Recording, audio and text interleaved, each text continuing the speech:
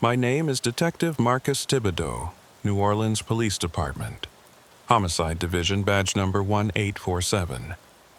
I served the city of New Orleans for 27 years before I walked away from everything I'd ever known, unable to carry the weight of what I'd witnessed any longer.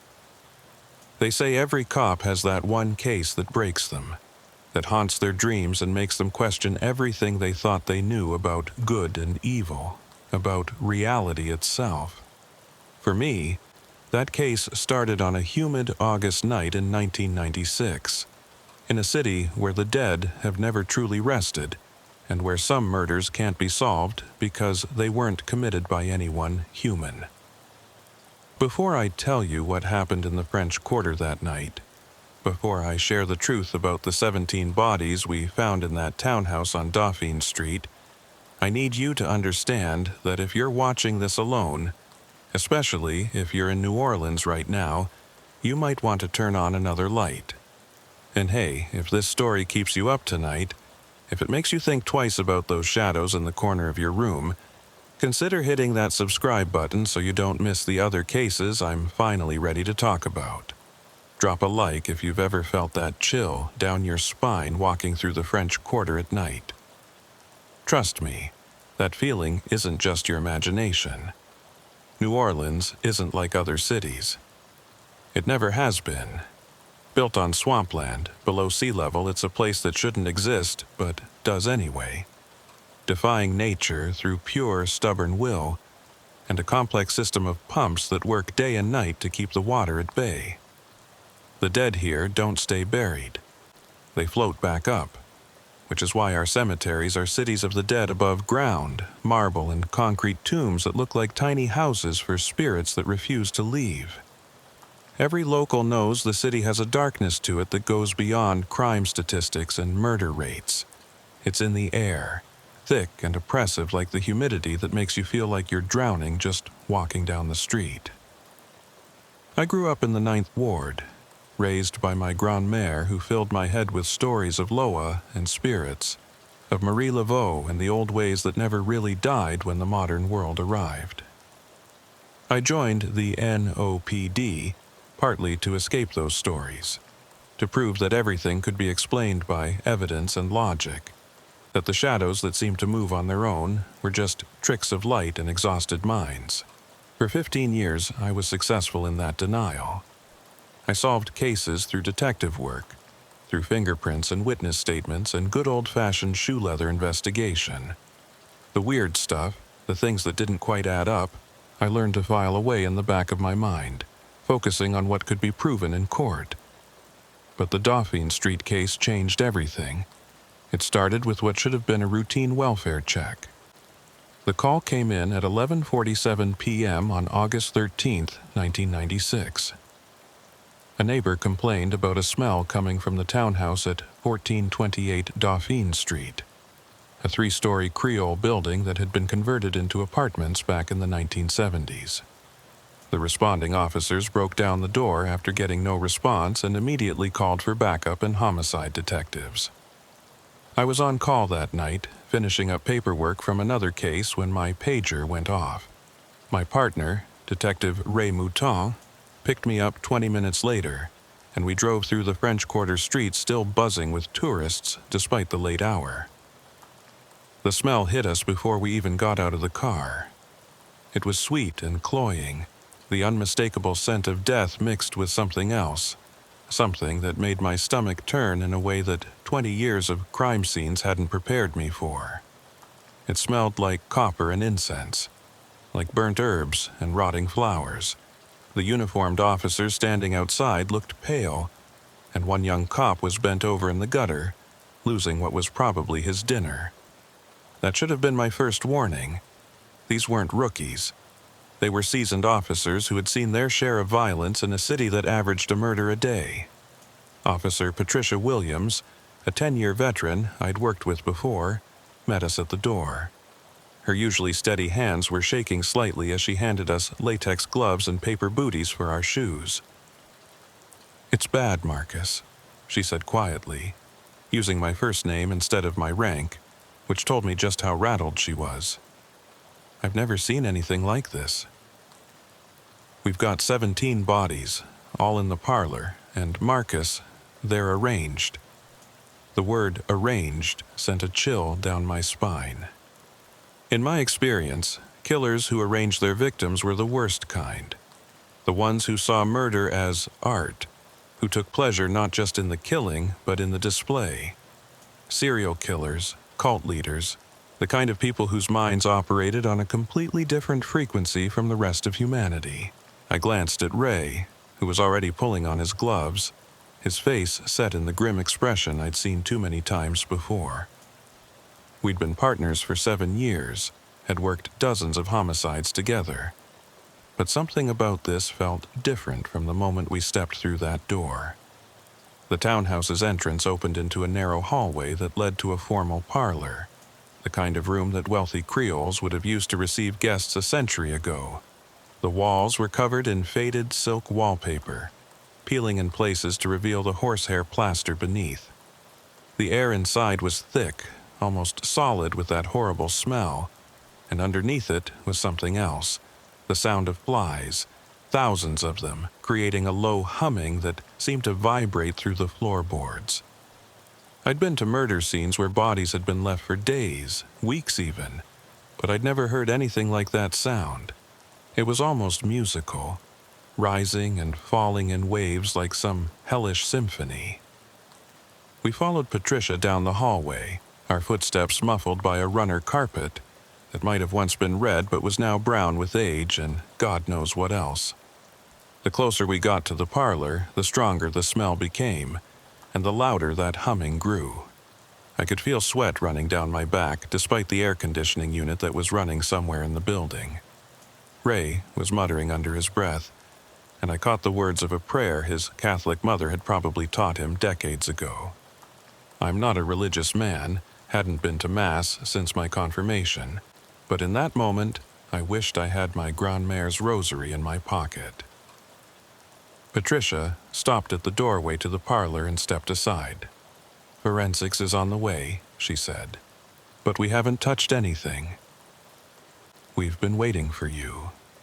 She paused, then added in a whisper, "Be careful, Marcus. There's something wrong here, something more than just murder." I wanted to tell her she was being dramatic, that murder was murder and dead was dead, but the words died in my throat when I looked into that room. The 17 bodies were indeed arranged, but not in any pattern I'd ever seen or studied. They were positioned in a perfect spiral, starting from the walls and circling inward to a center point where a massive silver bowl sat on a pedestal. Each body was seated in a cross-legged position, hands placed precisely on their knees, heads tilted back at the exact same angle. They were all dressed in white robes that looked handmade, and around each of their necks was a necklace of what appeared to be bones, small ones, like from birds or rodents. But that wasn't the worst part. The worst part was their faces. Each victim's mouth was open in what might have been a scream, or might have been singing, and their eyes were gone. Not gouged out or cut away, but gone, leaving smooth skin where the eye sockets should have been, as if they had never had eyes at all. The flies I'd been hearing were crawling in and out of their open mouths, creating that horrible humming sound as their wings beat in the confined space. And in the center of it all, in that silver bowl, was a dark liquid that reflected the overhead light like oil, but moved with a life of its own, rippling without any air current to disturb it. Ray made a choking sound beside me and stumbled backward into the hallway. I heard him retching, but I couldn't move. I stood frozen in that doorway, my mind trying to process what I was seeing while every instinct I had screamed at me to run. The bodies showed no signs of decomposition despite the smell, no bloating or discoloration. If it weren't for their missing eyes and the flies, they might have been meditating, frozen in some eternal moment of transcendence or horror. I forced myself to look closer, to do my job, and that's when I noticed the symbols. They were carved into the wooden floor around each body, intricate patterns that hurt to look at directly. Some seemed familiar, like veve I'd seen chalked on sidewalks during voodoo ceremonies, but others were completely alien, geometric designs that seemed to shift and change when I wasn't looking directly at them. The lines of the carvings were filled with something dark. Blood, I assumed at first, but as I looked closer, I realized it was moving, flowing through the carved channels like it was being pumped through invisible veins. "Detective Thibodeau?" A voice behind me made me jump. I turned to find a young crime scene technician, his face already pale from the smell. "We're ready to begin processing the scene, but..." He trailed off, looking past me into the room. "Jesus Christ," he whispered, and then louder. "What the hell is this?" I didn't have an answer for him. In 20 years of police work, I'd seen ritualistic murders. I'd seen serial killers' handiwork. I'd seen the aftermath of gang executions and domestic violence that went too far. I glanced at Ray, who was already pulling on his gloves, his face set in the grim expression I'd seen too many times before. We'd been partners for 7 years, had worked dozens of homicides together. But something about this felt different from the moment we stepped through that door. The townhouse's entrance opened into a narrow hallway that led to a formal parlor, the kind of room that wealthy Creoles would have used to receive guests a century ago. The walls were covered in faded silk wallpaper, peeling in places to reveal the horsehair plaster beneath. The air inside was thick, almost solid with that horrible smell, and underneath it was something else, the sound of flies, thousands of them, creating a low humming that seemed to vibrate through the floorboards. I'd been to murder scenes where bodies had been left for days, weeks even, but I'd never heard anything like that sound. It was almost musical, rising and falling in waves like some hellish symphony. We followed Patricia down the hallway, our footsteps muffled by a runner carpet that might have once been red but was now brown with age and God knows what else. The closer we got to the parlor, the stronger the smell became, and the louder that humming grew. I could feel sweat running down my back despite the air conditioning unit that was running somewhere in the building. Ray was muttering under his breath, and I caught the words of a prayer his Catholic mother had probably taught him decades ago. I'm not a religious man, hadn't been to Mass since my confirmation, but in that moment, I wished I had my Grand-Mère's rosary in my pocket. Patricia stopped at the doorway to the parlor and stepped aside. "Forensics is on the way," she said, "but we haven't touched anything. We've been waiting for you." She paused, then added in a whisper, "Be careful, Marcus. There's something wrong here, something more than just murder." I wanted to tell her she was being dramatic, that murder was murder and dead was dead, but the words died in my throat when I looked into that room. The 17 bodies were indeed arranged, but not in any pattern I'd ever seen or studied. They were positioned in a perfect spiral, starting from the walls and circling inward to a center point where a massive silver bowl sat on a pedestal.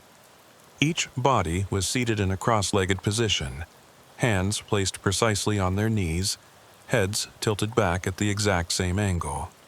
They were all dressed in white robes that looked handmade, and around each of their necks was a necklace of what appeared to be bones, small ones, like from birds or rodents.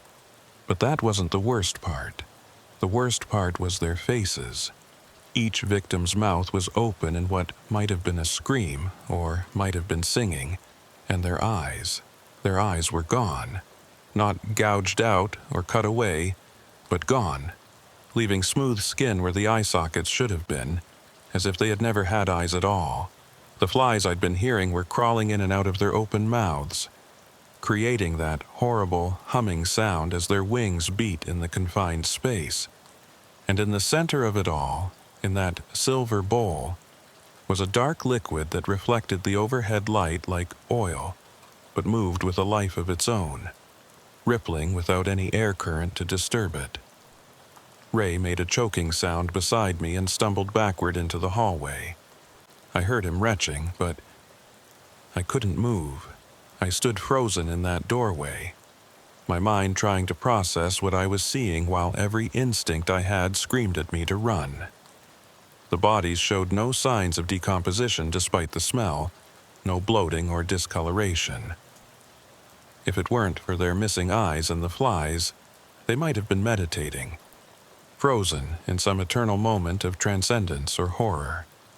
I forced myself to look closer, to do my job, and that's when I noticed the symbols. They were carved into the wooden floor around each body, intricate patterns that hurt to look at directly.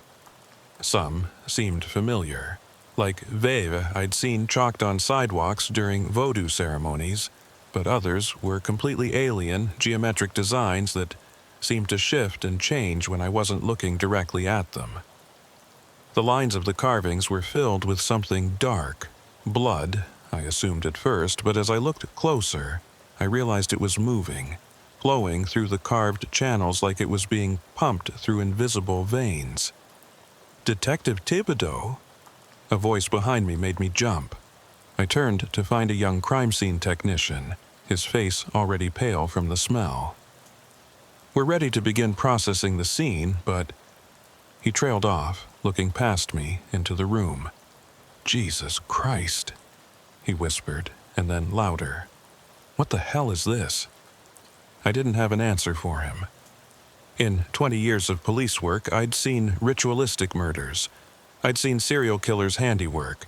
I'd seen the aftermath of gang executions and domestic violence that went too far.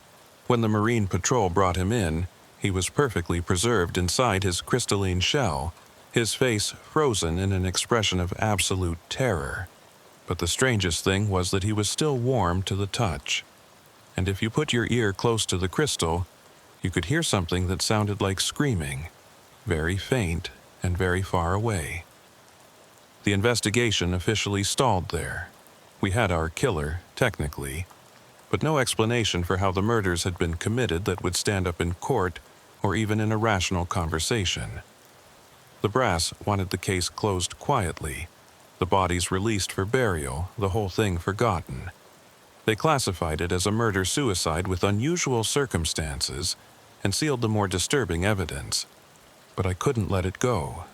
I started researching on my own time, diving into the historical archives at the presbytery, talking to old practitioners in the Vodou community, even reaching out to professors of anthropology and religious studies at universities across the country. What I found was a pattern of similar incidents stretching back centuries, always in cities built on water, always involving 17 victims, always occurring 33 years apart. Venice in 1534, Amsterdam in 1666 St. Petersburg in 1798, and now New Orleans in 1996. Each incident was followed by a period of unusual prosperity for the city in question, as if the sacrifice had purchased something. But there were also reports of increased supernatural activity, of people disappearing without explanation, of shadows that moved wrong, and water that sometimes reflected faces that weren't there. The cities that had undergone this ritual were changed, marked in some fundamental way that attracted both good fortune and inexplicable horror in equal measure. I tracked down a professor at Miskatonic University in Massachusetts, Dr. Eleanor Blackwood, who had made a career studying what she called urban occultism. She flew down to New Orleans to examine the evidence I'd collected, and what she told me changed my understanding of everything. "Detective Thibodeau," she said over coffee at Café du Monde, the sounds of the French Quarter barely audible over the rain that had started falling. "What you've stumbled upon is something far older and more dangerous than you realize. There are things that existed before humanity, beings that ruled this earth when it was young. Most of them are gone now, sleeping in places we can't reach or existing in dimensions parallel to our own. But in certain locations, where the conditions are right, where water and land meet in specific ways, the boundaries are thin." She pulled out a map of New Orleans, overlaid with geometric patterns that hurt to look at directly. Your city sits at one of these confluence points. The Mississippi River, Lake Pontchartrain, the Gulf of Mexico, they create a unique geographic and mystical arrangement. The original inhabitants knew this, which is why they avoided building permanent settlements here. But when the French came, when they built New Orleans despite all logic and reason, they inadvertently created a beacon, a lighthouse calling out to things that should remain hidden. The ritual, she continued, is not a sacrifice to appease these beings. It's a reinforcement of the boundary, a way to keep them from breaking through entirely. The 17 victims become guardians, their transformed bodies creating a mystical barrier that holds for 33 years. Without it, she trailed off, staring out at the rain-soaked streets. Without it what? I asked, though I was afraid of the answer. Without it, the city that was before New Orleans, the place those things built when the world was young, would rise from beneath the water and overlap with your current reality. The results would be catastrophic not just for New Orleans, but for the entire world. These rituals, horrible as they are the only thing maintaining the separation between our world and theirs. I wanted to dismiss her as insane, but I'd seen the bodies, I'd read the evidence, I'd felt the wrongness in that townhouse on Dauphine Street. And worse, if she was right, if the ritual really did protect the city, then in 33 years, in 2029, it would need to happen again. 17 more people would die, transformed into crystalline guardians to hold back something unimaginable. After Dr. Blackwood left New Orleans, I couldn't stop thinking about what she'd told me. The idea that our city, our entire reality, was balanced on the edge of a knife, held in place by a ritual of murder and transformation, was too much to process. But the evidence was undeniable, and worse, I was starting to notice things I'd previously dismissed or ignored. The city was full of signs if you knew how to look for them. There were the street performers in Jackson Square who sometimes paused mid-performance, their eyes going vacant as they stared at something no one else could see. There were the patterns in the wrought iron balconies of the French Quarter that, when viewed from certain angles, formed symbols that matched those from the crime scene. There were the old women who sat on stoops in Treme, muttering prayers in Creole that weren't quite Catholic, weren't quite Vodou, but something older that made passers-by unconsciously cross to the other side of the street. I started keeping a private journal, documenting everything strange I encountered. Ray thought I was losing it, becoming obsessed with a closed case, but he didn't know what I knew. He hadn't read the rest of Lucien Beauregard's journal, the parts that described what he'd seen in his dreams, the city beneath the water where massive things with too many eyes and geometries that shouldn't exist held court in palaces of living shadow. In October 1996, 2 months after the Dauphine Street murders, I had my first direct encounter with whatever lurked beneath New Orleans. I was working a late shift, driving through the Bywater district following up on a completely unrelated robbery when my radio started acting up. Static filled the channel, but underneath it, I could hear music. Jazz, but not like any jazz I'd ever heard. The instruments sounded wrong, as if they were made from materials that didn't exist in our world, and the rhythm made my heart skip beats trying to match it. I pulled over, intending to call for a radio check, when I noticed the water. New Orleans floods regularly. Even a moderate rain can overwhelm our pumping stations. But this was different. The water rising from the storm drains wasn't just water. It was black, viscous like oil, but moving with purpose, creeping up the sides of buildings, forming patterns and symbols on the walls before receding. And in its reflection, I saw not the streetlights and buildings of the Bywater, but towering spires of some alien architecture. Structures that curved in impossible ways, bridges that spanned distances that couldn't exist in 3-dimensional space. I got out of my patrol car, drawn by something I couldn't name. The black water pooled around my feet, and immediately I felt it. A consciousness, vast and alien, pressing against my mind. Images flooded my thoughts. New Orleans as it was before humans arrived, when things that were not quite animals and not quite plants ruled from temples of living bone. I saw the first humans to encounter these beings, saw the bargains that were struck, the prices that were paid. I saw the French settlers unknowingly building their city on the bones of something ancient and terrible, their very presence awakening things that should have remained sleeping. Then I saw the future, or possible futures. New Orleans underwater, not from a hurricane but from something rising from beneath. Buildings twisted into new shapes by non-Euclidean physics. People transformed into things that served purposes human minds couldn't comprehend. And through it all, the sound of that impossible jazz played on instruments of crystallized human souls.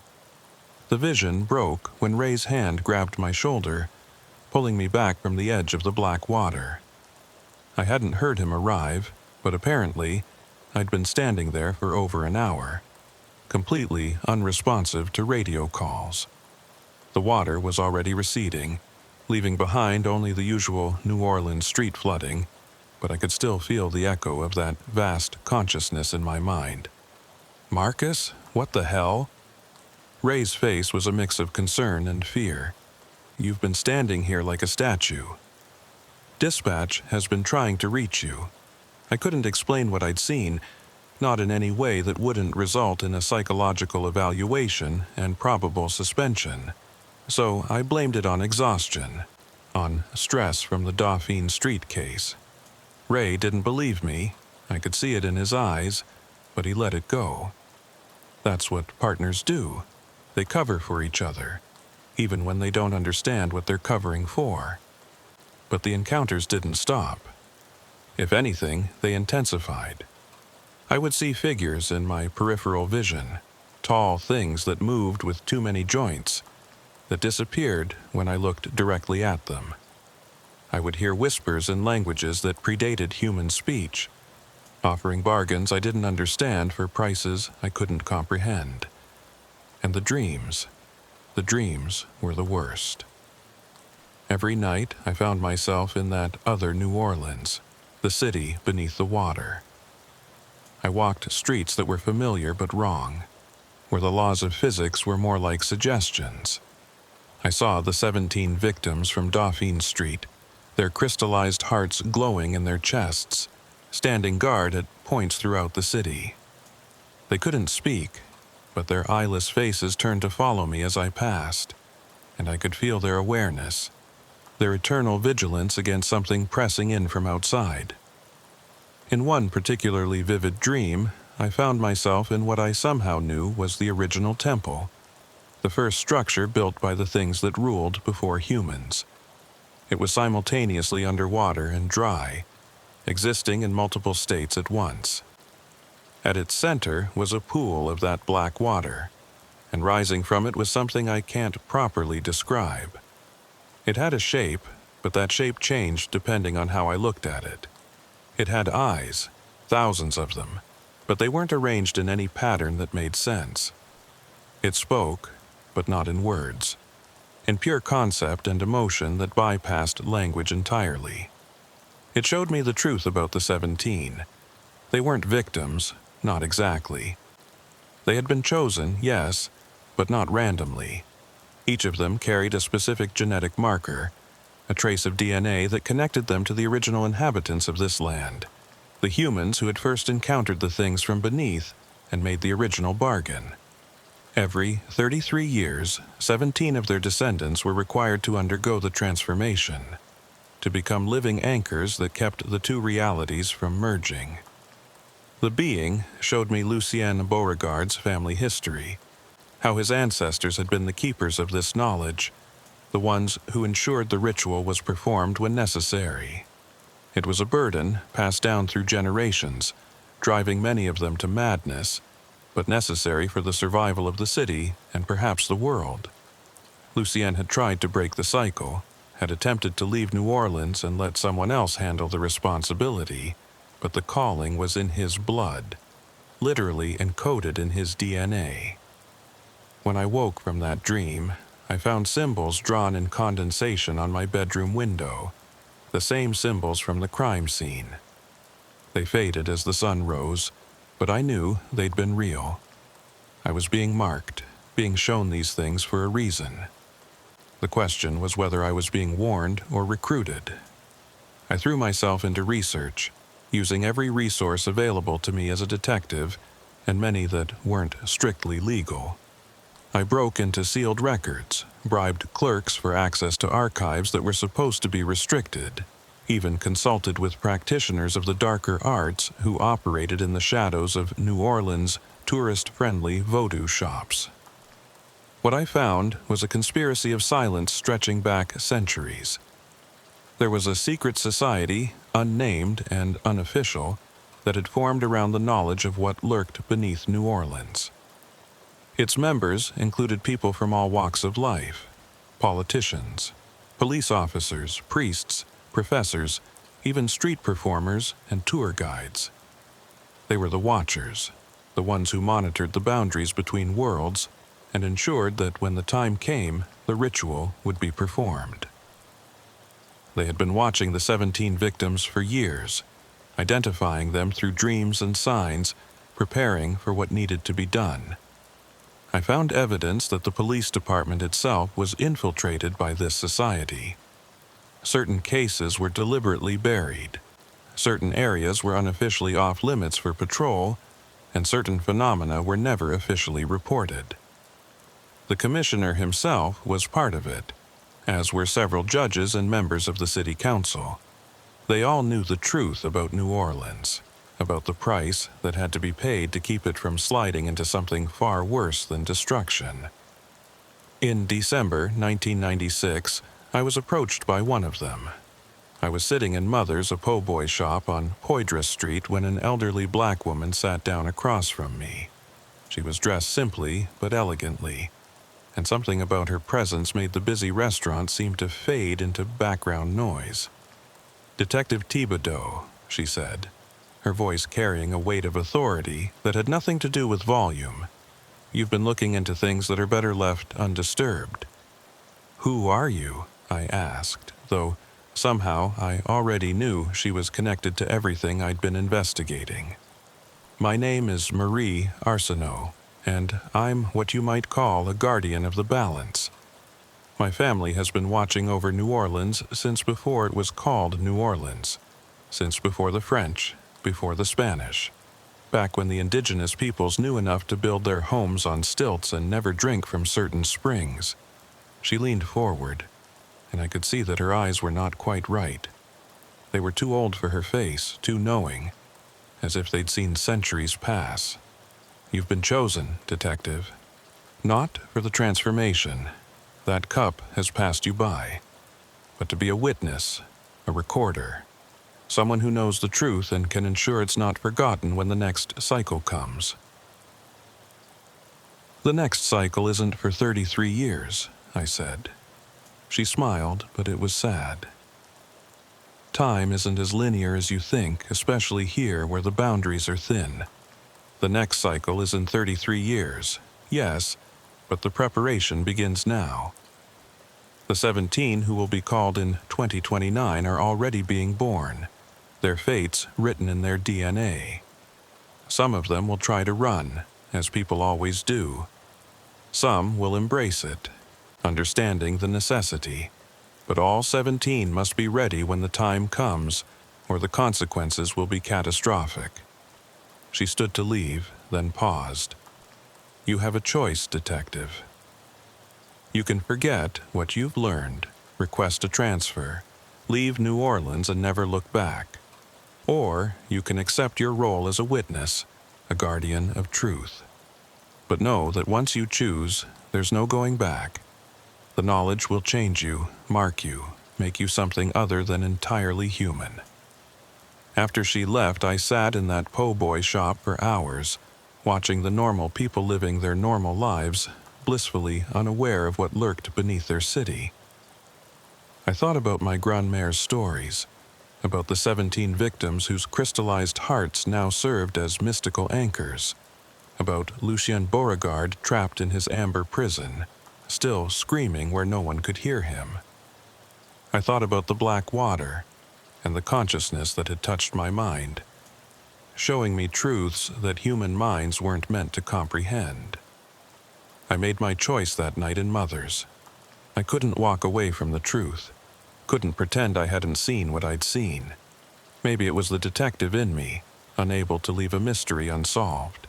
Maybe it was my grandmère's blood, carrying some genetic memory of the old ways and old obligations. Or maybe the city itself had chosen me, the way it chooses all its guardians, through a combination of coincidence and fate that's impossible to untangle. The changes started slowly. At first it was just an enhanced awareness, the ability to see the signs that had always been there. I could spot the members of the secret society by the way they moved through the French Quarter, always walking certain patterns, avoiding specific corners where the boundaries were thinnest.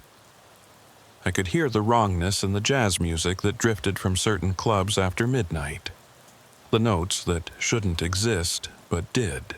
I could feel the pulse of the city like a living thing, its heartbeat synchronized with something vast and sleeping beneath Lake Pontchartrain. Ray noticed the changes in me. We'd been partners for 7 years, and you can't hide that kind of transformation from someone who knows you that well. He confronted me one rainy night in February 1997 as we sat in our patrol car watching the fog roll in from the river. "You're different, Marcus," he said without preamble. "Ever since the Dauphine Street case. You see things, know things. Sometimes you react to stuff before it happens, and your eyes—" He trailed off, unable to articulate what he saw there. I wanted to lie to him, to protect him from the truth, but Ray deserved better than that. So I told him everything. The ritual, the beings beneath the water, the secret society that had protected New Orleans for centuries. I showed him my private journal, the photographs I'd taken of symbols that appeared and disappeared throughout the city, the documentation of impossible things that happened when no one was looking. To his credit, Ray didn't immediately demand I seek psychiatric help. He listened, asked questions, and then was quiet for a long time. Finally, he said, "Show me. If this is real, show me something that proves it." So I did. I took him to a place I'd discovered in my research, an old cemetery in Algiers that wasn't on any official maps. The tombs there were older than New Orleans itself, covered in symbols that hurt to look at directly. And at the center of the cemetery was a pool of that black water, perfectly still despite the rain that was falling. "Look into it," I told him, "but don't touch it. And whatever you see, don't let it pull you in." Ray approached the pool cautiously, and I saw the moment when he saw it. The city beneath, the impossible architecture, the things that moved in ways that violated every law of physics. He stumbled backward, his face pale, his hands shaking. He didn't speak for the entire drive back to the station, and when our shift ended, he requested a transfer to a different district. We never partnered again, though sometimes I'd catch him watching me from across a crime scene, that mixture of fear and pity in his eyes. Without Ray, I was increasingly isolated in the department, but that suited my new role.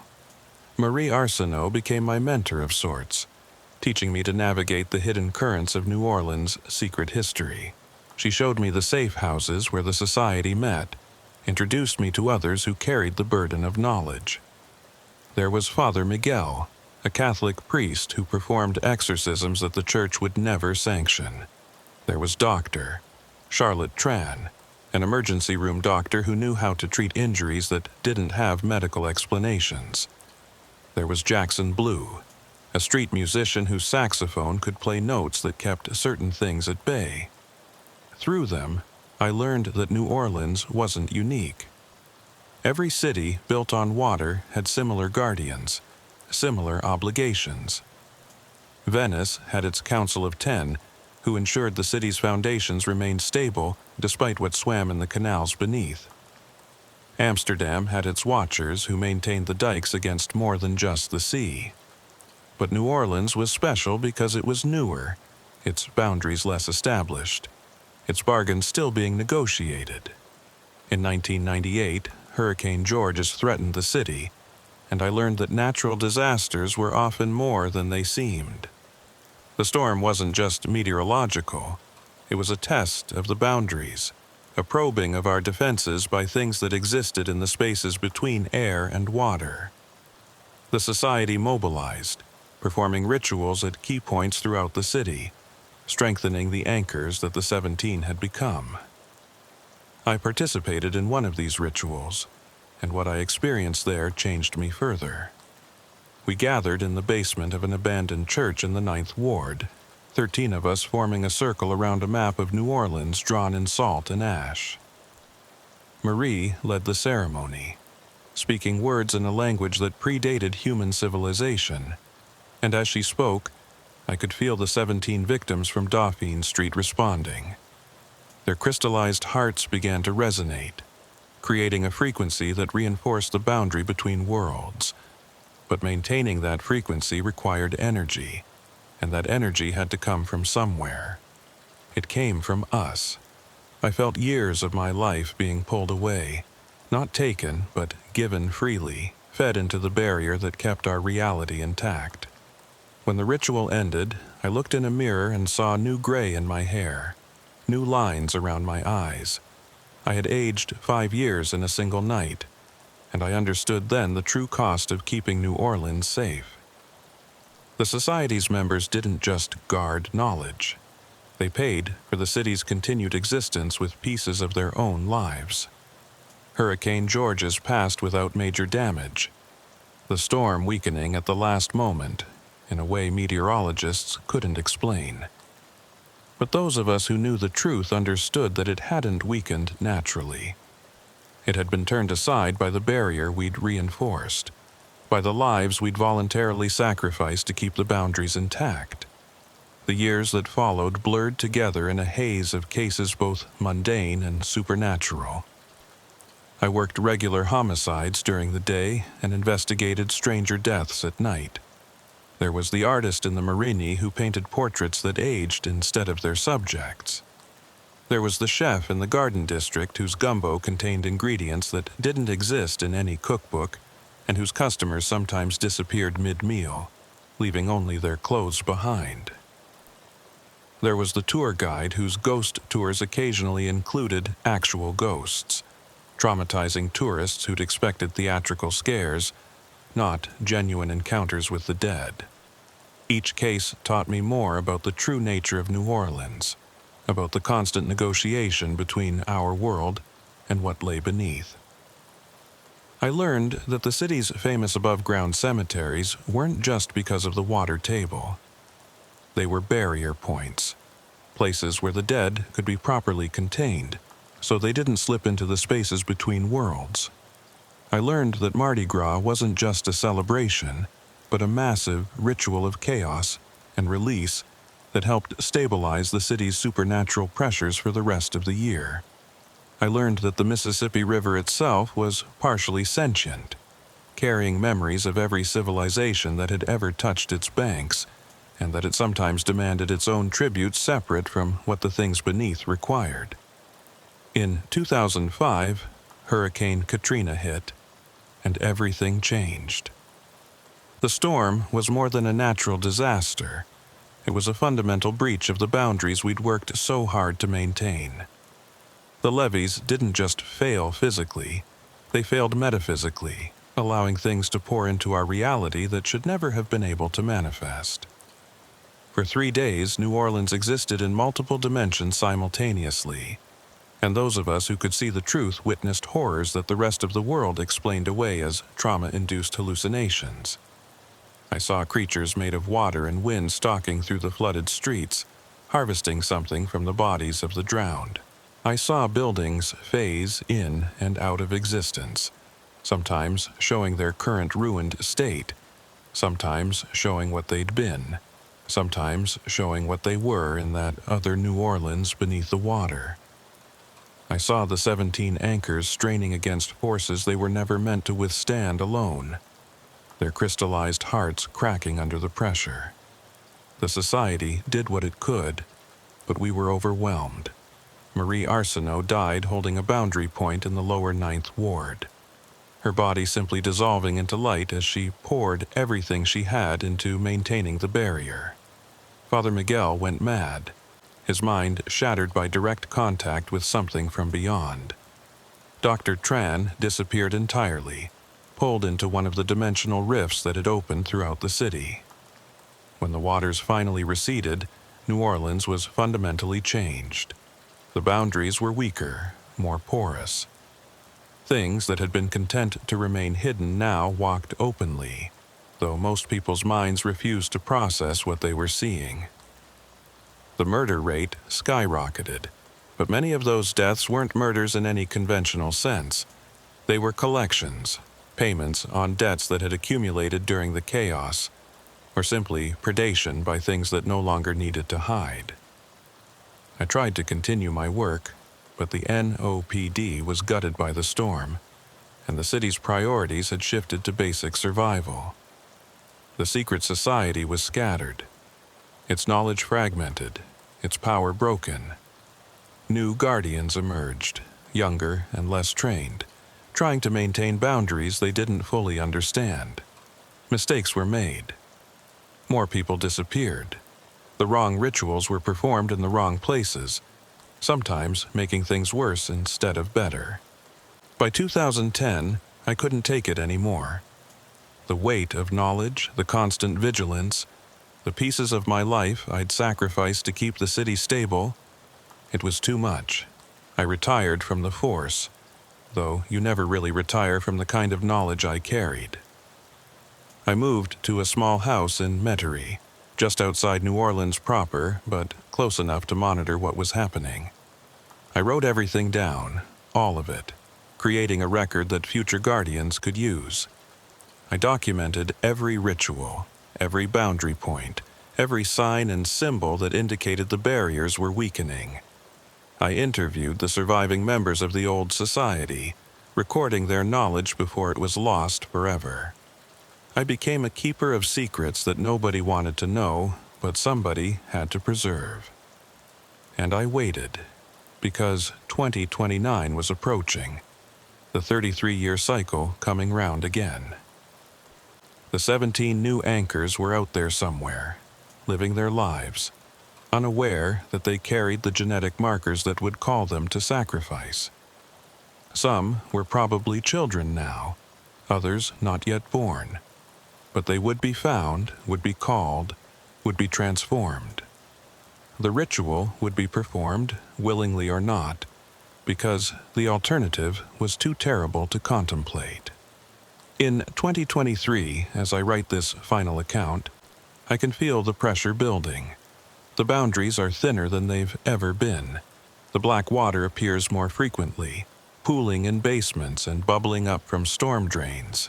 The jazz music that shouldn't exist plays louder and more often.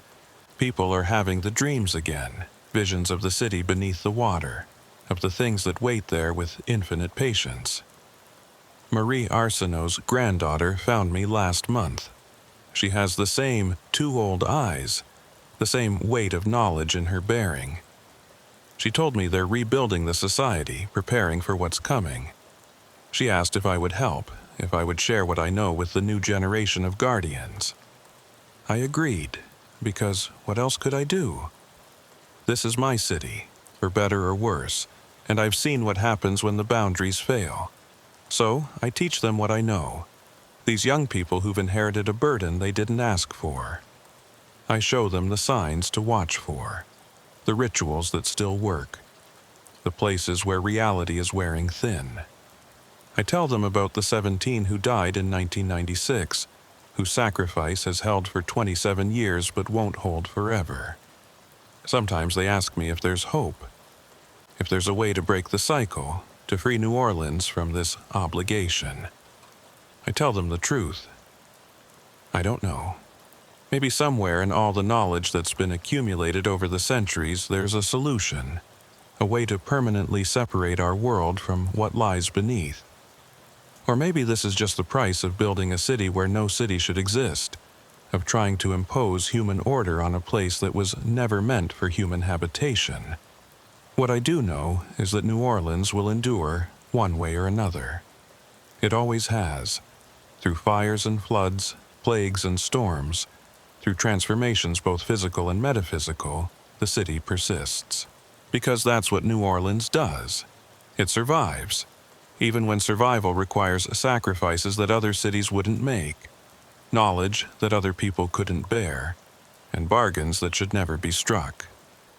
The tourist brochures call New Orleans the city that care forgot, but they have it backward. New Orleans is the city that can't forget, that carries the weight of every deal made, every life sacrificed, every boundary maintained against things that press in from the dark. It's a city built on bones both literal and metaphorical, sustained by jazz and joy and an underlying current of cosmic horror that most people never notice but that flows beneath everything like the Mississippi itself. My name is Marcus Thibodeau, and I was a detective in New Orleans for 27 years. I solved murders that had human explanations and investigated deaths that didn't. I learned truths that broke my marriage, cost me my partner, aged me before my time, and showed me that reality is far more fragile than most people realize. I became a guardian of boundaries I didn't know existed, a keeper of knowledge that nobody wants, and a witness to the price New Orleans pays for its continued existence. If you're reading this in 2029 or later, and you're one of the 17, I'm sorry.